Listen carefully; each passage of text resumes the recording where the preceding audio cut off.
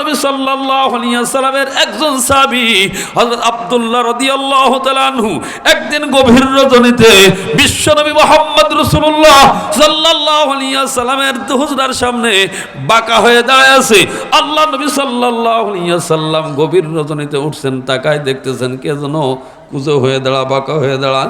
আল্লাহ নবী ডাকতে বলতেছেন, কে তুমি? কোথায় তোমার বাড়ি? কোথায় তোমার ঠিকানা? কে তুমি ওখানে দাঁড়ায় আছো, বাঁকা হয়ে দাঁড়ায় আছো? সাহাবী আব্দুল্লাহ রাদিয়াল্লাহু তাআলা ডাকতে বলতেছেন, ইয়া রাসূলুল্লাহ, ইয়া হাবিবাল্লাহ, আমি আপনার সাহাবী আব্দুল্লাহ। এবার আল্লাহ নবী বলেন, আব্দুল্লাহ, তুমি কোন আব্দুল্লাহ? এবার আব্দুল্লাহ বলতেছেন, ইয়া রাসূলুল্লাহ, ইয়া হাবিবাল্লাহ, আপনি আমাকে চেনেন না? আমি আপনার ওই আব্দুল্লাহ, সবে মাত্র কয়েকদিন আগে আপনার হাতে হাতটা দিয়ে আমি ইসলাম গ্রহণ করেছি। ইসলাম গ্রহণ করার পূর্বে আমার নামটা ছিল আব্দুল উজ্জা।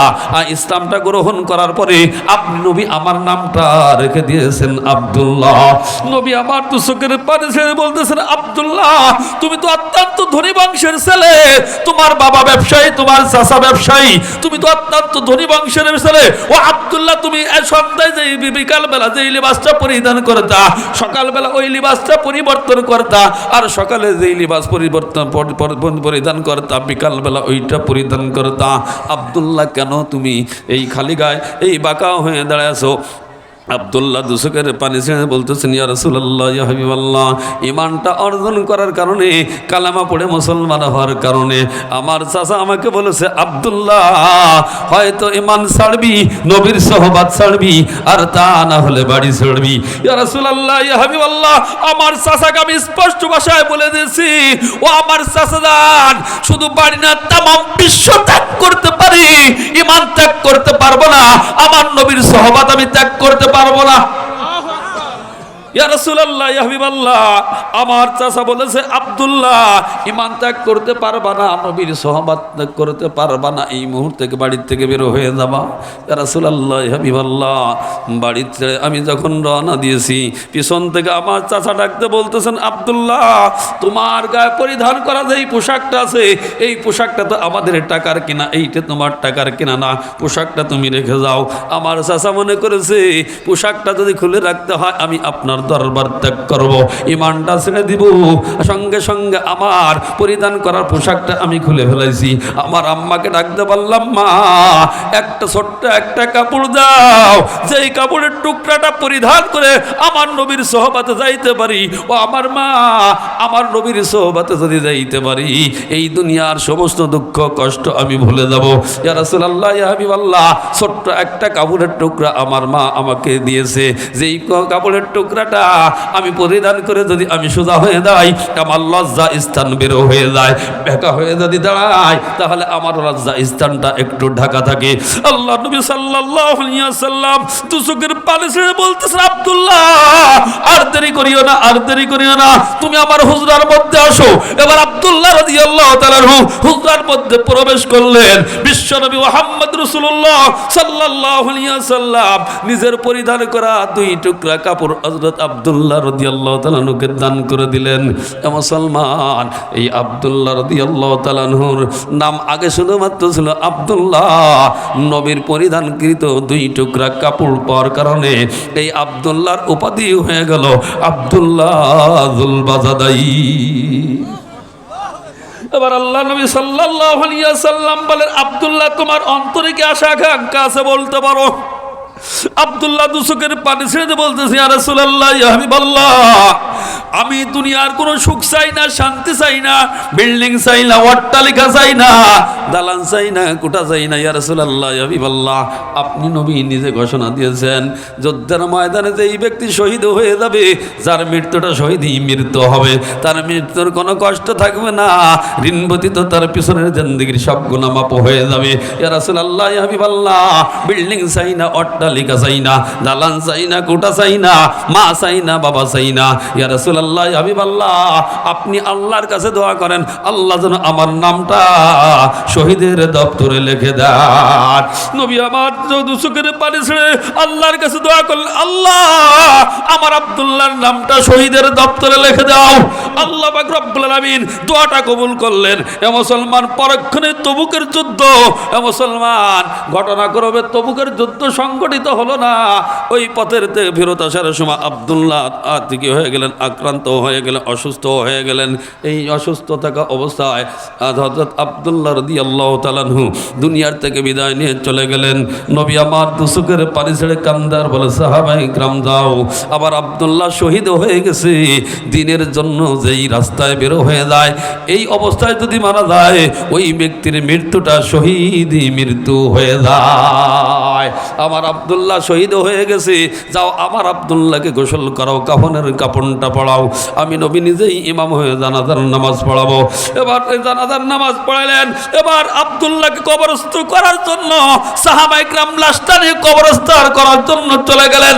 কবরস্থানে পৌঁছার পরে বিশ্বনবী মুহাম্মদ রাসূলুল্লাহ সাল্লাল্লাহু আলাইহি ওয়াসাল্লাম সাহাবায়ে কিরামকে ডাকতে বলতেছেন, সাহাবারা খবরদার, খবরদার, আমার আব্দুল্লাহর লাশটা তোমরা কবরস্থ করিও না, কবরে নামায়ও না।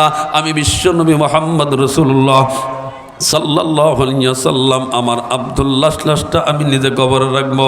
এই কথা বলে নবী আমার লাফ দিয়ে কবরের মধ্যে নেমে গেলেন। এবার সাহাবায়ে কিরামকে ডাক দিয়ে বললেন, সাহাবারা আমার আব্দুল্লাহ লাশটা আমার হাতে তুলে দাও।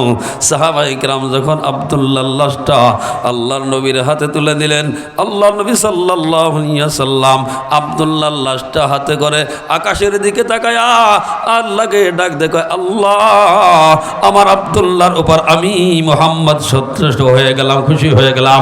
আল্লাহ তুমি আমার আব্দুল্লাহর উপর সন্তুষ্ট হয়ে যাও। আল্লাহ পাক রব্বুল আলামিন আল্লাহ আকাশের দিকে তাকায়া আল্লাহ বলে, আল্লাহ, আমার কাত আমার কোলের থেকে আমার আব্দুল্লাহর লাশটা আমি তোমার কুদরতি কোলে সফরদ করলাম। আল্লাহ তুমি আমার আব্দুল্লাহর লাশটাকে কবুল করে নাও।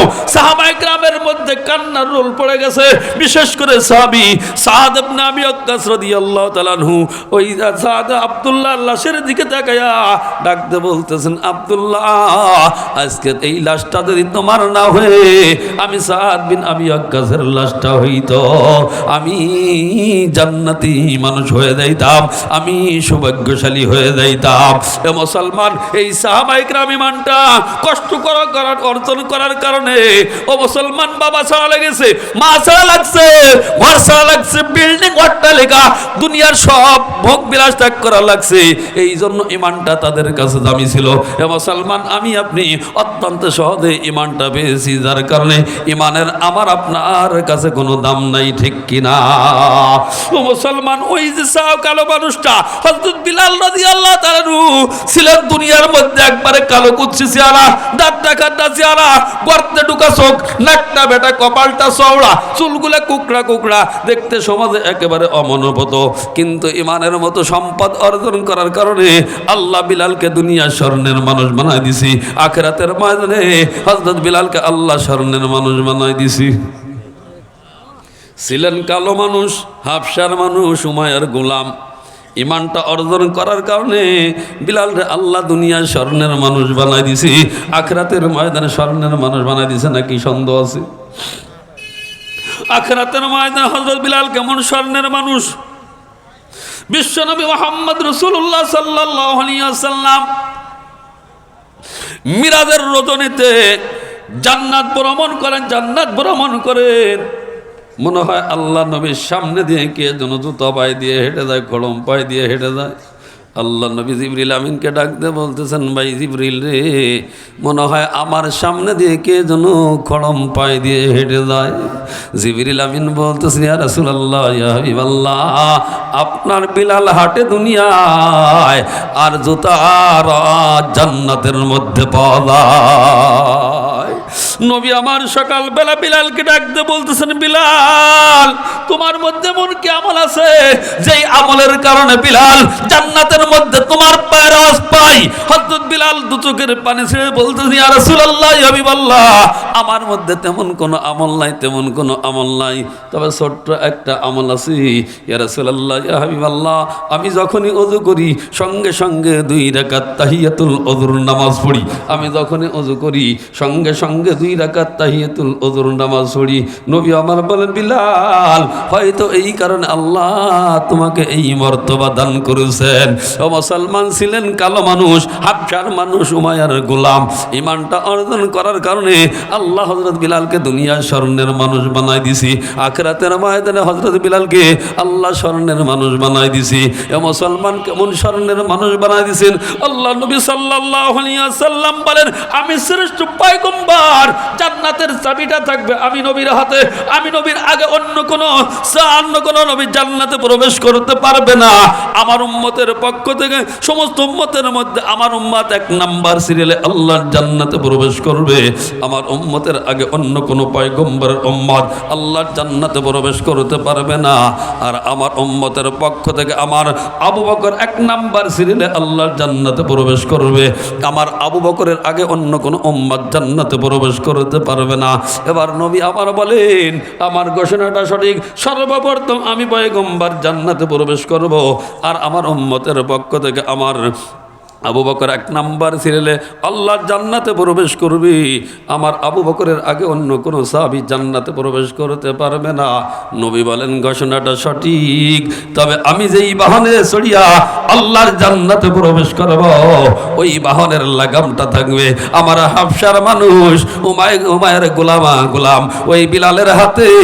আমার বিলাল আগে আগে জান্নাতে প্রবেশ করবে, আমি বিশ্ব নবী মুহাম্মদ রাসূলুল্লাহ সাল্লাল্লাহু আলাইহি ওয়াসাল্লাম থাকবো আমার বিলালের পিছনে। মুসলমান ছিলেন কালো মানুষ, হাবশার গোলাম, কালো কুচ্ছি চেহারা, দাঁত ডাকাতা চেহারা। হাবশার মানুষ ইমানটা অর্জন করার কারণে এই বিলাল দুনিয়ায় স্বর্ণের মানুষ, আখিরাতের ময়দানে স্বর্ণের মানুষ।